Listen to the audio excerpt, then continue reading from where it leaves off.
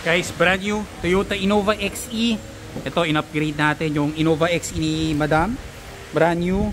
Vision headlight, Vision bright park light. Ginawa naming all white.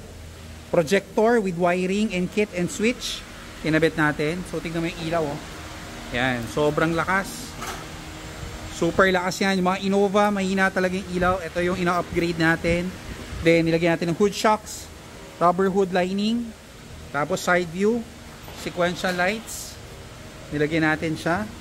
Ginawa natin tong all black.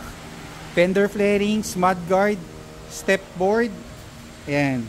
So we're gonna keep it clean. Black garnish set. Door seal, nilagyan rin natin siya. Full LED sa loob. In-upgrade natin. Napakaganda. Tingnan mo yung lakas ng ilaw. Oh. Innova, yung mga may Innova. Ito yung solusyon para malakas yung ilaw. Then i-align namin siya.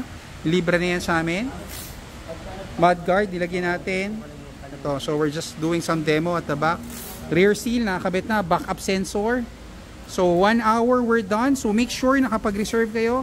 Check nyo yung mga videos sa amin dito. Yan o, super lakas. Ganda, di ba? Toyota Innova, brand new XE. Bumili na kayo ng XE.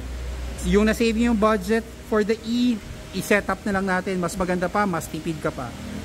So ito yun. Napakaganda, ilaw oh. Super lakas, 20,000 lumens each. Yan ang tested.